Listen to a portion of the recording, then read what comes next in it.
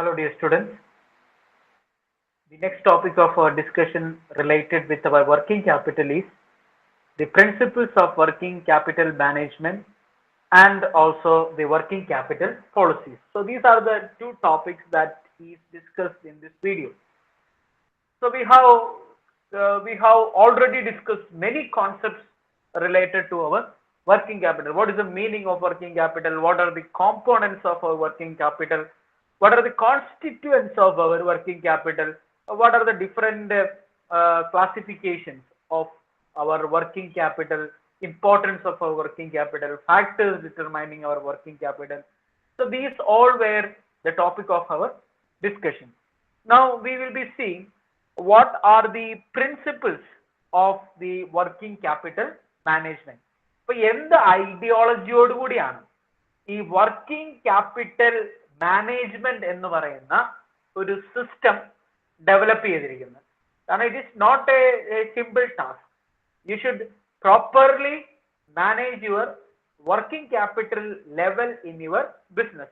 So when you are managing this particular level, what should be our ideology? What should be our base? So that is what we are going to discuss in the first part.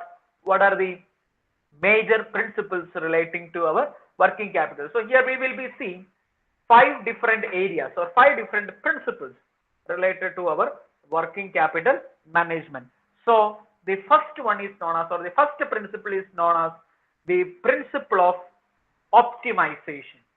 So we know this working capital decision is a vital decision making, right? It involves a huge amount of fund. It also, this working capital investment also requires the fund. And if it is wrongly utilized, that will affect our liquidity. So proper decision making and proper implementation of the working capital level should be there in every business. So first of all, when we think about this particular level, we should think about the principle of optimization. So what is the meaning or what is the concept of optimization? Optimization here means maximization. Optimization here means maximization. That is the concept which we are going to discuss under the principle of optimization, which means the working capital should be in such a level that the return on our investment should be maximized. അപ്പോൾ നമ്മൾ എപ്പോഴും ബിസിനസ്സിൽ എന്താണ് നോക്കുന്നത്? The return. കാരണം നമ്മൾ എന്ത് work ചെയ്താലും, എത്രമാത്രം ഫിക്സ്ഡ് അസറ്റ് ഉണ്ട്, എത്രമാത്രം വർക്കിംഗ് ക്യാപിറ്റൽ എന്തുണ്ടായാലും, the ultimate aim of our business is to get profit, to get return, and the return should be the maximum return. അപ്പോൾ നമ്മൾ എന്ത് ചെയ്യണം? വർക്കിംഗ് ക്യാപിറ്റൽ ലെവല് നമ്മൾ എങ്ങനെയാണ് മെയിൻറ്റെയിൻ ചെയ്യേണ്ടത്? The level should be maintained in such a way that it will give us the maximum return on our investment.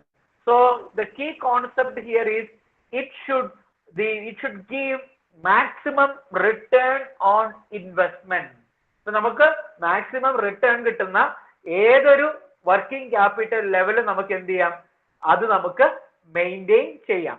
So the working capital should be invested in each component so as to increase the return on investment, and also the wealth maximization objective can be achieved.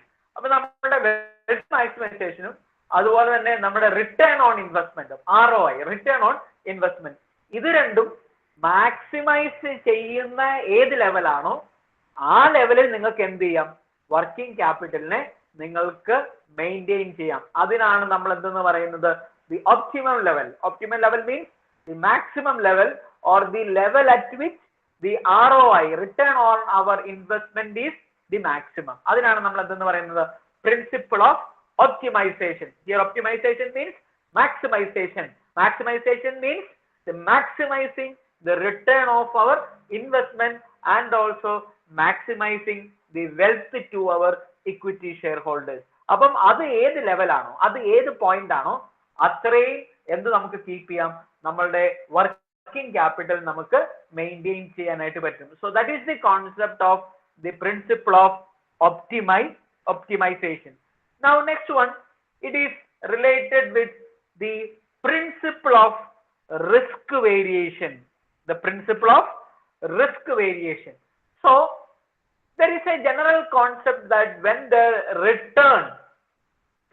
risk is increased, the return also will increase. So there is a correlation between what?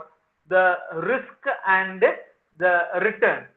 So the principle of risk variation is on the basis of the assumption that the return on investment is correlated with the degree of risk. അപ്പോൾ നമുക്ക് generally പറയുന്നതാണ് ബിസിനസ്സിനെ generally അവർ undertake ചെയ്യുന്ന risk കൂടുതലാണെങ്കിൽ അവർക്ക് അതിൽ നിന്ന് കിട്ടാൻ പോകുന്ന റിട്ടേണും generally comparatively എന്തായിരിക്കും?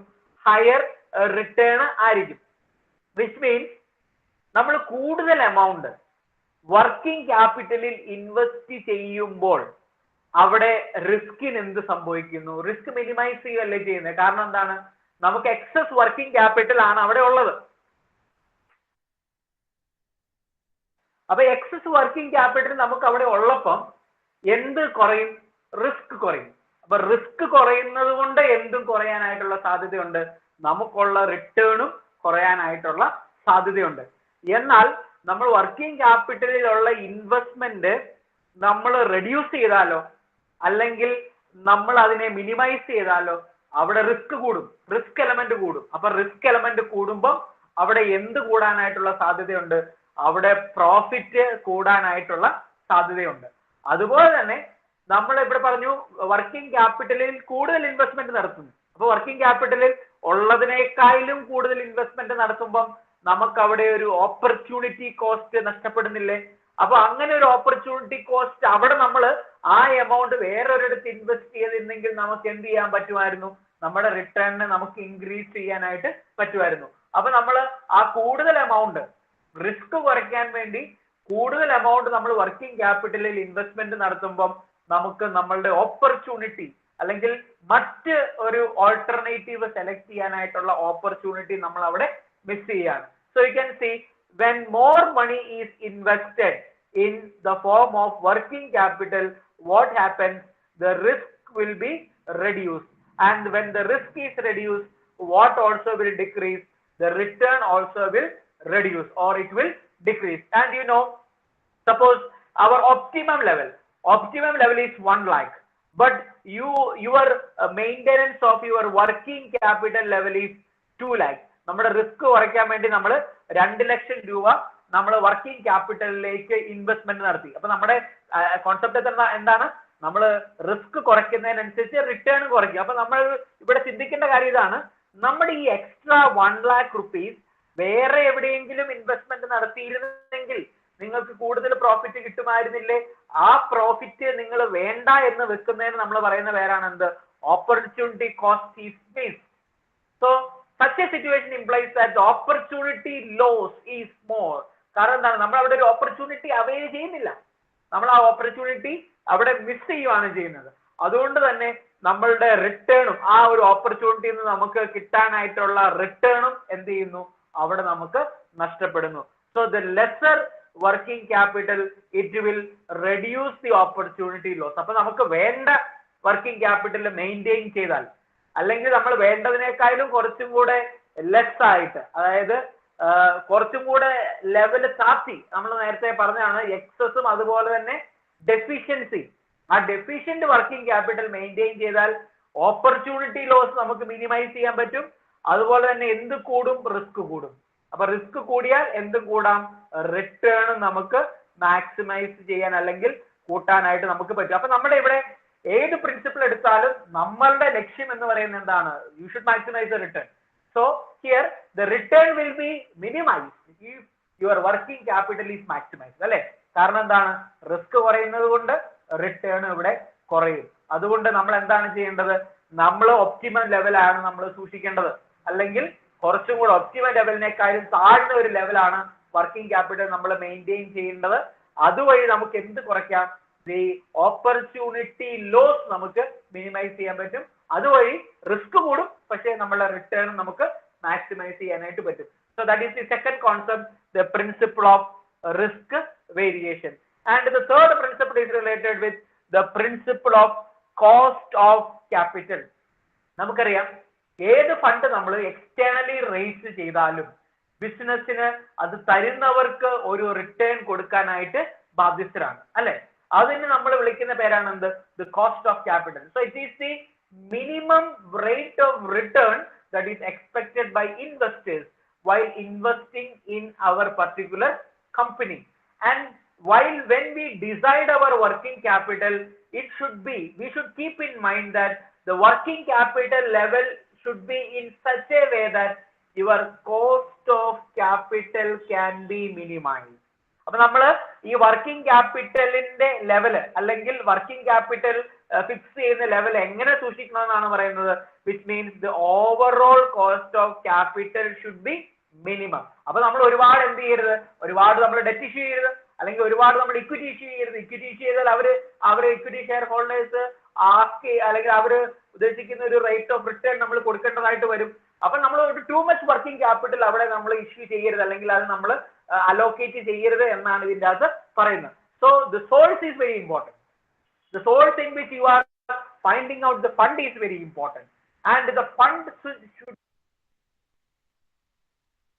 the return of that particular cost of capital should be the minimum. അപ്പൊ നമ്മൾ വർക്കിംഗ് ക്യാപിറ്റലിന് വേണ്ടി വരുന്ന ഫണ്ട് എങ്ങനെ വേണേലും റേസ് ചെയ്തോളൂ, അതെങ്ങനെ വേണേലും നമുക്ക് റേസ് ചെയ്യാം. പക്ഷേ അത് എങ്ങനെയുള്ള ഫണ്ട് ആയിരിക്കണം?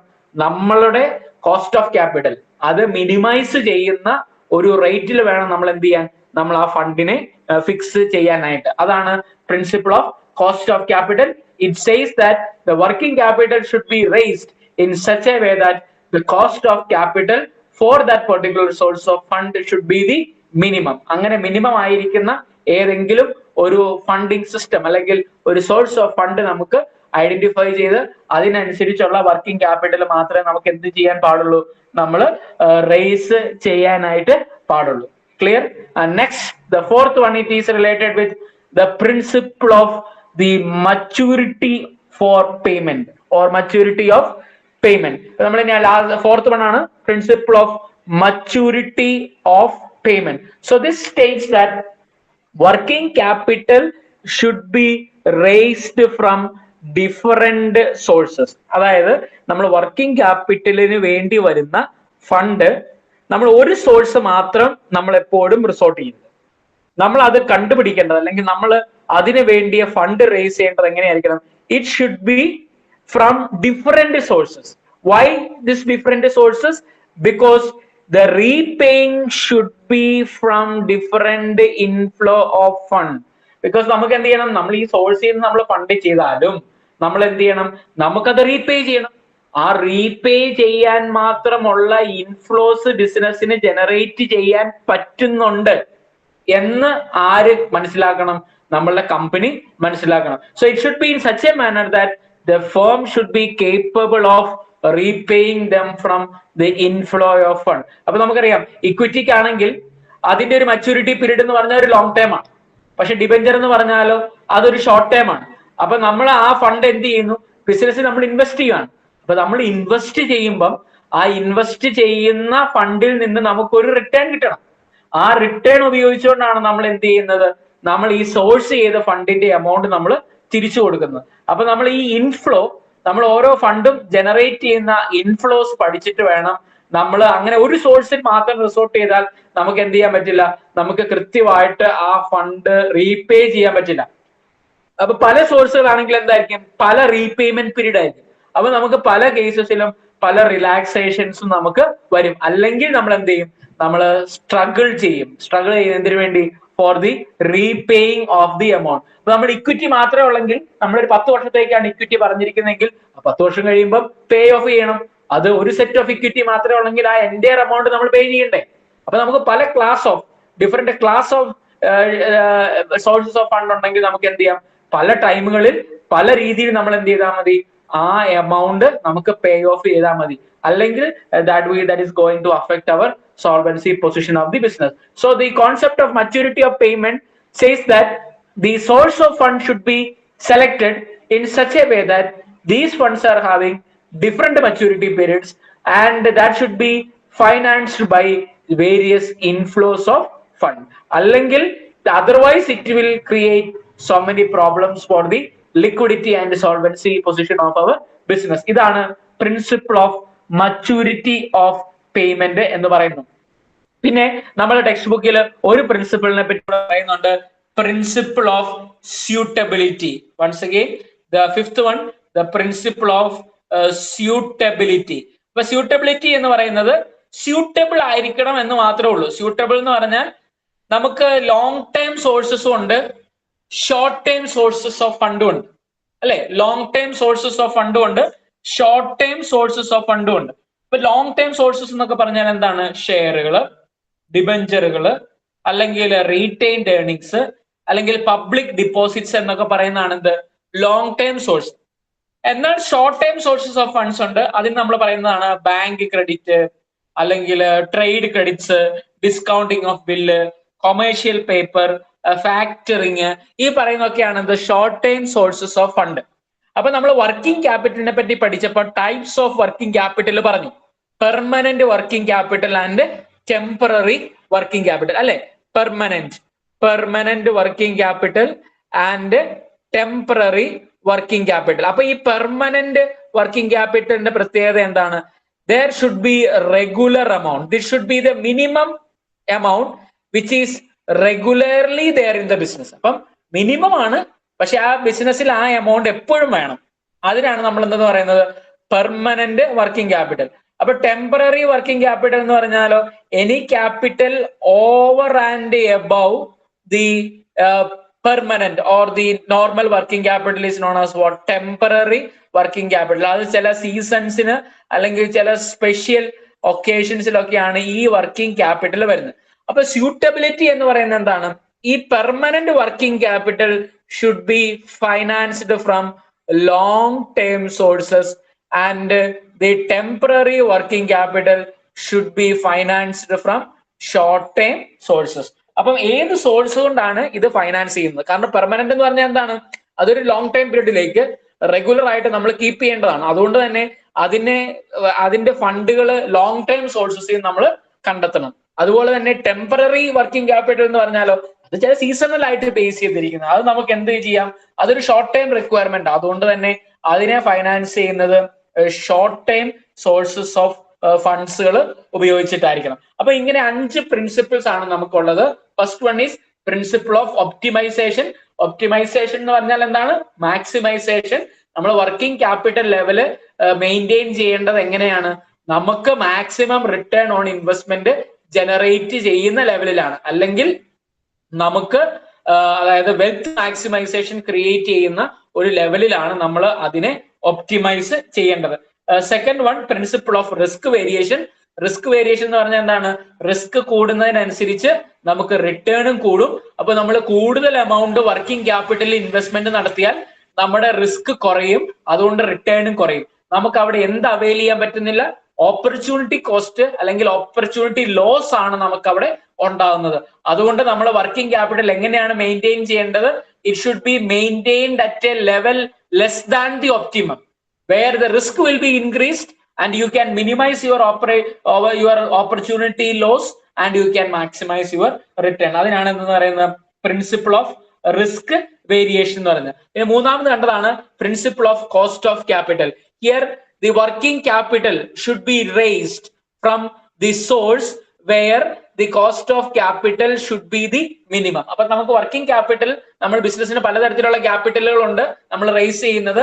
ആ റേസ് ചെയ്യുന്നത് കമ്പാരിറ്റീവ്ലി റിട്ടേൺ കുറവ് കൊടുക്കേണ്ട ക്യാപിറ്റൽ ബേസ് വെച്ചിട്ടായിരിക്കണം എന്ത് ചെയ്യേണ്ടത്? നമ്മൾ ആ പറയുന്ന വർക്കിംഗ് ക്യാപിറ്റൽ സോഴ്സസ് നമ്മൾ ഐഡന്റിഫൈ ചെയ്യാനായിട്ട്. And also it should not be resorted only to one source. You should have different sources with the different maturity periods, because with the different inflows you can meet the liability of all these different sources of fund. അപ്പൊ നമ്മൾ ഒരു source മാത്രമല്ല adopt ചെയ്യേണ്ടത്, പല source നമ്മൾ adopt ചെയ്യണം. അതിനാണ് നമ്മൾ എന്തെന്ന് പറയുന്നത്? Principle of maturity four payment എന്ന് പറയുന്നത്. And last one, the principle of suitability, where the permanent working capital should be financed from long term sources and the temporary working capital should be financed from short term sources. അപ്പൊ ഇങ്ങനെ 5 general principles ആണ് ഏതിനുള്ളത്? Working capital മാനേജ്മെന്റിന് ഉള്ളത്. Now we are going to see the second part of this discussion, that is the working capital policies. So working capital policies are those policies which deal with the working capital, which means what? നമുക്ക് എത്രമാത്രം working capital ഒരു ബിസിനസ്സിൽ ഉണ്ടാവണം എന്ന് നമ്മൾ ചിന്തിക്കുന്ന അല്ലെങ്കിൽ ആ ഒരു പോളിസി മേക്കിംഗ്, ഡിസിഷൻ മേക്കിങ്ങിനാണ് നമ്മൾ എന്തെന്ന് പറയുന്നത്?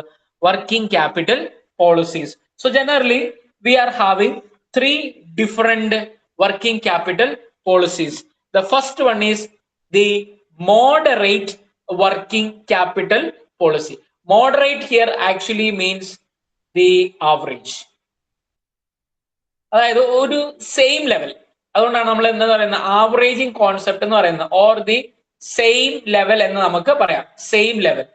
And here we are talking, when we are talking about the working capital policies, here we are talking about two things. First one is the relationship between working capital and the sales. അപ്പോൾ നമ്മൾ working capital policy ഇവിടെ decide ചെയ്യുന്നത് ഇതിന്റെ ബേസിസിലാണ്. ഏതിന്റെ ബേസിസിൽ? സെയിൽസിന്റെ ബേസിസിലാണ്. അപ്പം sale എങ്ങനെയായാൽ അല്ലെങ്കിൽ സെയിലിന്റെ level എങ്ങനെയായാൽ working capital എങ്ങനെ determine ചെയ്യുന്നു എന്നതാണ് നമ്മൾ ഓരോ പോളിസിയിൽ ഇവിടെ പറയുന്നത് കേട്ടോ. അപ്പൊ moderate working capital policy means it is the average policy, or we can say it is the same level policy, which means the firm will be adopting A moderate working capital policy will increase the amount of working capital in proportion to the increase in sales. അപ്പൊ നമ്മൾ എന്താണ് ഒരു proportionate increase ആണ് നമ്മൾ അവിടെ ചെയ്യുന്നത്. ഇപ്പൊ നമ്മള് പാർക്കിലൊക്കെ ഒരു സീസോ എന്ന് പറയുന്ന ഒരു സാധനം നമ്മൾ കാണാറുണ്ട്. നമ്മൾ പാർക്കിലൊക്കെ പോകുമ്പോൾ നിങ്ങൾ കാണാറുള്ളതാണ്. ഇത് അപ്പ് ആൻഡ് ഡൗൺ ഇങ്ങനെ മൂവ് ചെയ്യുന്നതാണ് അല്ലെ. അപ്പൊ നമ്മൾ എന്താണ് ഇവിടെ സെയിൽ എത്ര മാത്രം കൂടുന്നോ അത്രയും തന്നെ ഇൻക്രീസ് ഇൻ എന്താണ് നമ്മൾ ചെയ്യുന്നത്? വർക്കിംഗ് ക്യാപിറ്റൽ ആണ് നമ്മൾ ചെയ്യുന്നത്. അതുകൊണ്ടാണ് നമ്മൾ പറയുന്നത് ഇതിനൊരു ബാലൻസിങ് ലെവൽ ആണെന്ന് നമ്മൾ പറയുന്നത്. അല്ലെങ്കിൽ ഇതിനെ നമ്മൾ വിളിക്കുന്ന പേരാണ് ഒരു ആവറേജ് ലെവൽ ആണെന്ന് നമ്മൾ പറയാം. ഓക്കെ, അപ്പൊ നിങ്ങൾ നോക്കിക്കോളൂ, സെയിൽസ് 25% കൂടിയാൽ നിങ്ങൾ വർക്കിംഗ് ക്യാപിറ്റലും ഏത് ലെവലിൽ നിർത്തും? 25%. So there is A balance. So the moderate working capital policy means if the sale is increased by a certain percentage, the similar amount of increment will be done for working capital also, which means the increase in working capital is in proportion with the increase in our sales. അപ്പൊ രണ്ടും ഒരു balance നിൽക്കുകയാണ്. എത്രയാണോ sale കൂടുന്നത് അത്രയും തന്നെ working capital നമ്മൾ കൂട്ടും. അപ്പൊ അതിന് നമ്മൾ പറയുന്ന പേരാണ് എന്ത്? മോഡറേറ്റ് വർക്കിംഗ് ക്യാപിറ്റൽ പോളിസി എന്ന് പറയുന്നത്. The second one is known as conservative working capital policy. അപ്പൊ ഈ കൺസർവേറ്റീവ് എന്ന് പറഞ്ഞാൽ അവിടെ ഉദ്ദേശിക്കുന്നത് ലിബറൽ എന്നാണ്. Liberal working capital policy. So in the earlier case we have said the change in proportion of your sale, the same or similar proportional change in working capital is also made. പക്ഷേ conservative എന്ന് പറയുമ്പോൾ എന്താണ്? Liberal ആണ്, which means there will be more than change in working capital, more change in working capital or more increase in working capital compared to the increase in our sale. അതായത് sale 30% കൂടിയാൽ, sale 30% കൂടിയാൽ നമ്മൾ working capital 50% കൂട്ടും. അതായത് നമ്മൾ എന്താണ് അവിടെ ഒരു ലിബറൽ പോളിസിയാണ് എടുക്കുന്നത്. അതായത് ഒരു റിസ്ക് ഫ്രീ പോളിസിയാണ് നമ്മൾ എടുക്കുന്നത്. അതുകൊണ്ട് തന്നെ നമ്മുടെ സെയിൽസ് കൂടുന്നതിനേക്കാളും കൂടിയ ഒരു ചേഞ്ച് നമ്മൾ എന്തിനു കൊടുക്കും? വർക്കിംഗ് ക്യാപിറ്റലിന് കൊടുക്കും. അതിനാണ് ഇതെന്ന് പറയുന്നത് conservative policy. It means it will not give any chance of risk. അവിടെ റിസ്കിനായിട്ടുള്ള ഒരു പോസിബിലിറ്റി ഇല്ല. അതിനെ നമ്മൾ മിനിമൈസ് ചെയ്യുന്നു. Which means the proportionately change in your current asset than the expected change in our sales volume. അപ്പൊ നമ്മൾ എന്താണ്? more than proportionate change in our current asset. അതായത് വർക്കിംഗ് ക്യാപിറ്റൽ പ്രപ്പോർഷനിലേക്കാളും കൂടിയ ഒരു ചേഞ്ച് ആണ് ഇവിടെ ഉണ്ടാകുന്നത്. കൺസർവേറ്റീവ് വർക്കിംഗ് ക്യാപിറ്റൽ പോളിസിയിൽ ഉണ്ടാകുന്നത് rather than the sale volume, which means you can take the example, if 25% growth is their growth is expected, if 25% growth is expected, a conservative firm will hold 30% or 35% in our current asset. അപ്പം അതാണ് നമ്മൾ പറഞ്ഞത് 25% sale എങ്കിൽ അല്ലെങ്കിൽ sale percentage എങ്കിൽ നമ്മൾ വെക്കുന്ന എത്രയായിരിക്കും 30ഓ 35ഓ. അപ്പം more than proportionate change in our working capital or our current asset is known as what? The liberal working capital policy, or also known as the conservative working capital policy. And the third one is known as aggressive working capital policy. Here the aggressive means stringent or tight working capital policy. Stringent working capital policy. Stringent എന്ന് പറഞ്ഞാൽ very adamant or very നമുക്കൊരു ഒരു ഒരു scope ഇല്ലാത്ത അല്ലെങ്കിൽ ഒരു ചേഞ്ചിന് ഒരു scope ഇല്ലാത്ത പോലെ വളരെ ടൈറ്റ്ലി ആയിട്ടുള്ള വർക്കിംഗ് ക്യാപിറ്റൽ പോളിസിക്കാണ് നമ്മൾ എന്തെന്ന് പറയുന്നത് അഗ്രസീവ് വർക്കിംഗ് ക്യാപിറ്റൽ പോളിസി എന്ന് പറയുന്നത്. Which means there will be less than proportionate change in working capital related to our sale. അതായത് ലെസ് ദാൻ, അതായത് നമ്മൾ സെയില് എക്സാമ്പിൾ പറഞ്ഞാൽ കൂടുതൽ മനസ്സിലാവും. സെയിൽ നമ്മൾ 25% ഇൻക്രീസ് ചെയ്താൽ നമ്മുടെ വർക്കിംഗ് ക്യാപിറ്റലിന്റെ ഇൻക്രിമെന്റ് എത്രയോ ഉണ്ടാവുള്ളൂ, നമ്മൾ അത് 20 നിർത്താനായിട്ട് നോക്കും. അപ്പം അവിടെ less than proportionate change in working capital than compared with our sale volume. So it hold proportionately less current asset rather than the expected increase in the sale volume. അപ്പൊ sale വോളിയത്തെക്കാളും ഒരു less than proportionate change ആണ് നമ്മൾ അവിടെ നമ്മൾ allocate ചെയ്യുന്നെങ്കിൽ അതിനെ വിളിക്കുന്ന പേരാണ് എന്ത്? Aggressive working capital policy. അപ്പൊ ഈ 3 ടൈപ്പ് ഓഫ് പോളിസീസ് ആണ് നമുക്കുള്ളത്. ഒന്നുകൂടെ നോക്കാം, അതിന്റെ ഒരു ഡയഗ്രാം നിങ്ങൾ നോക്കിക്കോളൂ. നമുക്ക് ഒന്നുകൂടെ നോക്കാം. 3 types. The first one is known as the moderate. Moderate എന്ന് പറഞ്ഞാൽ അതുകൊണ്ട് തന്നെയാണ് എന്ത്, ഈ ഡയഗ്രത്തിന്റെ കൃത്യം മിഡിലാണ് ആ മോഡറേറ്റ് വരുന്നത്. Which means the sale and working capital will be in a proportion. അതിനാണെങ്കിൽ നമ്മൾ എന്ന് പറയും മോഡറേറ്റ്. ഇനി കൺസർവേറ്റീവ് എന്ന് പറഞ്ഞാൽ എന്താണ്? മോർ ദാൻ പ്രപ്പോർഷനേറ്റ് ചേഞ്ച് ആണ്. മോർ ദാൻ, അതുകൊണ്ട് എന്താ നമ്മൾ പറയുന്നത്?